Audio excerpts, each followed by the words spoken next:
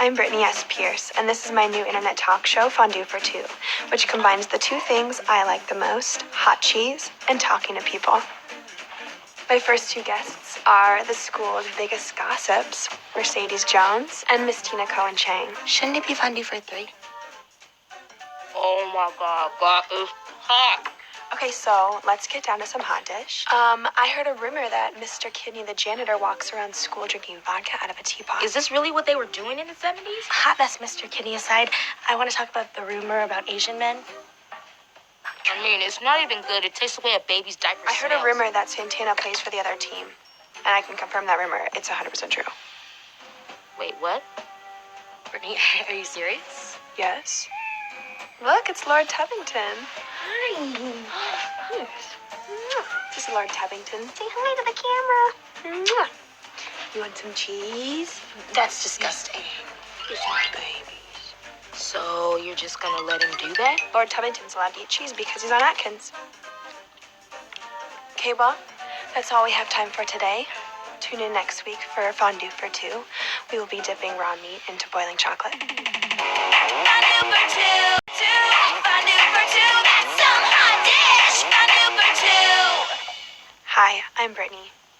Welcome to Fondue For Two. My guest today was supposed to be Santana, but she texted about an hour ago and it just said I can't. So, show must go on. I will be interviewing Lord Tubbington. Question 1. Do you think The Aristocats is an accurate portrayal of the feline relationship? You know, just because we're doing this interview doesn't mean I'm still not mad at you. Because I know you started smoking again.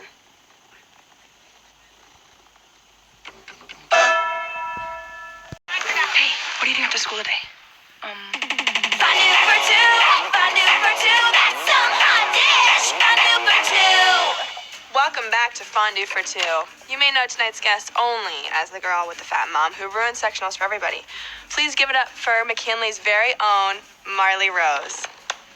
So Marley, is it true that you spent 6 hours waiting in line to see the Hunger Games? I love those books. So do you think that you relate to the Hunger Games because you yourself are hungry? When I was growing up, my mom said that I was a pet psychic. That's cool. So can you tell me what Lord Tubbington is thinking right now? Yeah. I think he wants to lose some weight, and he has an online gambling addiction. Ain't wrong. If you would have told me that Lord Tubbington was secretly a slumlord, I would have believed you. None of your high-rises are up to code. Those families are living in squalor, and they deserve better. Oh, boiling hot. Let's talk about boys. Please admit to my viewing audience that you are in love with Jake. I thought so. If Jake is brave enough to take off his clothes for Glee's Men of McKinley calendar, don't you think you owe him the same courtesy? You mean take off my clothes? No, I meant that you should be honest and vulnerable and tell him exactly how you feel. Fondue For Two. Fondue For Two. That's some hot dish. Fondue For Two. Tonight's guest is McKinley High's biggest bitch, the girl with the weird lizard ears, Kitty. Two things. That cat has about 3 weeks to live, and this fondue smells like hot acrid barf. Thank you so much. So, Kitty, everyone at school hates you because you're a two-faced lying slut who no one can trust. True. And yet everyone keeps telling me their secrets, so I must be doing something right. Touche. I think the problem is that people haven't gotten to know you yet. So, tonight, you, me, and Lord Tubbington are going to tell our deepest, darkest secrets. You tell me your guilty pleasures, and I'll tell you mine. Go. Guilty pleasure? I like to fart around old people and watch the look on their faces because they just assume they did it. That's awesome. Me too. Okay, guilty pleasure. When I look at a white dog or cat, I assume that they're racist. Lord Tubbington's guilty pleasure is Scientology. Guilty pleasure. Bring it on. Guilty pleasure. Bring it on again. Guilty pleasure. Bring it on, all or nothing. Bring it on, in it to win it. Bring it on, fight to the finish. That one's horrible. There's no way you could like that. Guilty pleasure. No, I can't say it. No, you can't do that. Come on, this is a safe space. We're on the internet. No. No. It's too horrible. Can you whisper in my ear?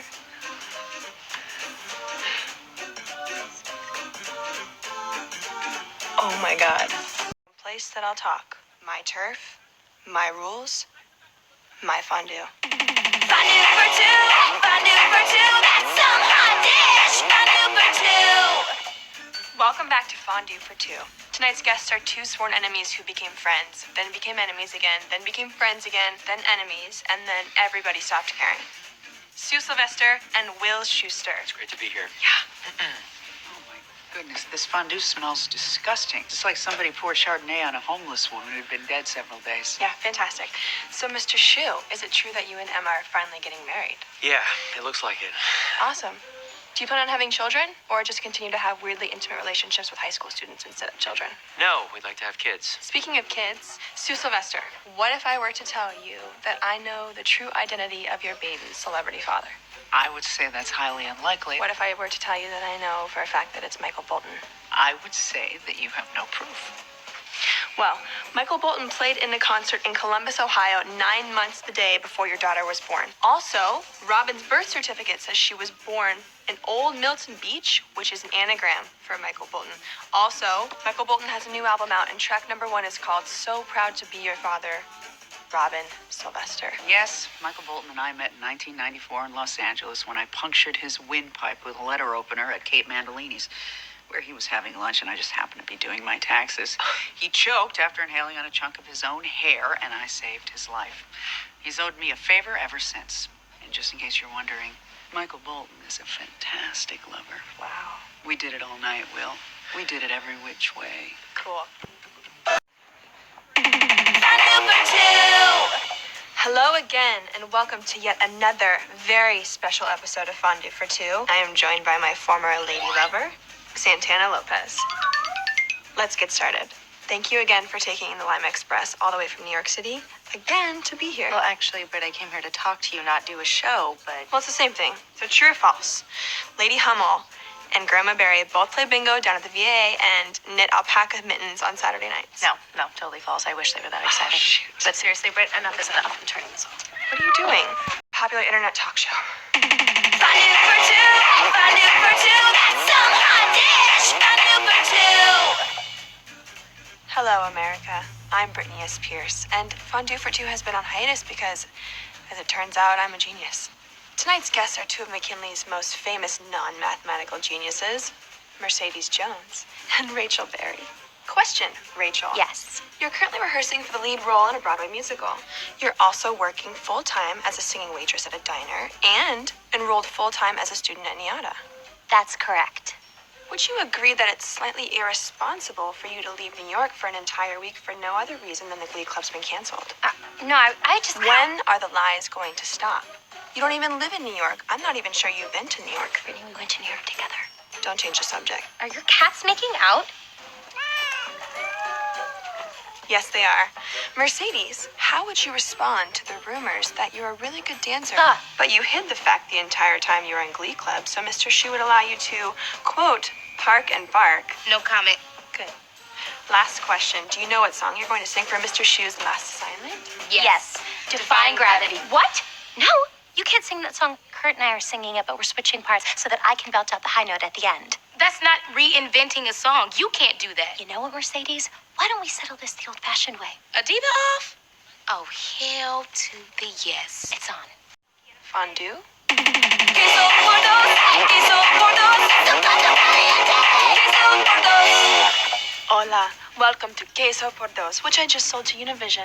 Tonight's special invitado, Senora Abuela Lopez. Thank you for leaving your musty order home and taking 3 buses to get here.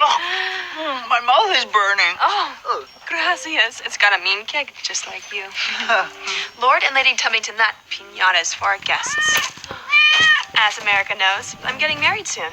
So the only thing that's on my mind is weddings. Oh, and learning that Stephen Hawking is my dad. So tonight's show is all about weddings. And if there's time, Stephen Hawking. Question. How did you meet your dead husband, Senor Lopez? Hector Lopez and I, Alma Lopez, were childhood sweethearts. And then he went to Vietnam and died, which was sad but wonderful because then I met Pedro Lopez, who ended up being the true love of my life. Oh, that is exactly like me and my fiance, except for the Vietnam part. Speaking of American history, fun fact, First Lady Eleanor Roosevelt had a best friend, Lorena Hickok. They vacationed together, wrote over 3,000 letters to each other, and legend has it Eleanor kissed Lorena's picture every night before bed. Your cats are reading. Oh, Abuela, planning a wedding can be so much work. Maybe my fiance and I should just elope. If you do that, I'll skin you alive. When two souls unite as one, it is a day of celebration. You should be surrounded by your loved ones, especially tu familia. Friends come and go, but family is your blood. And they need to share in your joy. Beautifully said. Thank you.